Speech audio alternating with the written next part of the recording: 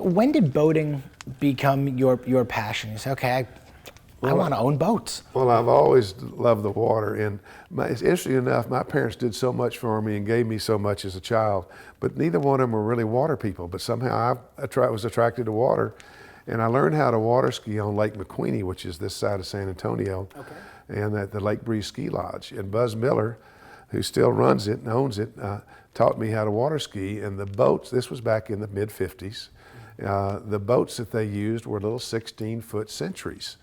And Century was a real famous boat back in those years, a wood boat, beautiful mahogany boat. And I just always loved those boats.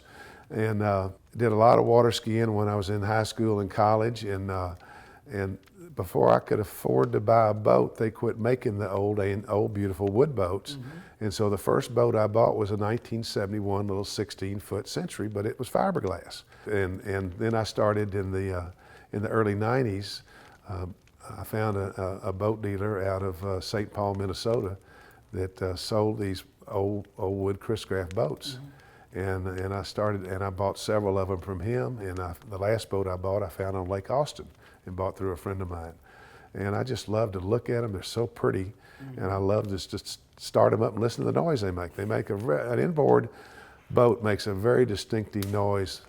Exhaust noise that once you hear it, you'll always recognize it and know it's there. I started many years ago collecting inkwells, and I started, the first ones I started collecting looked like inkwells, then all of a sudden I started seeing inkwells that didn't look like inkwells, and I like those better.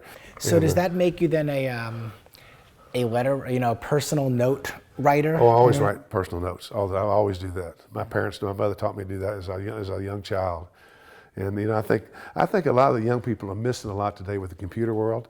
The computer's fabulous, and the internet's wonderful. I can tell you that 15 years ago I was scared to death of the internet. I thought it was going to put us out of business.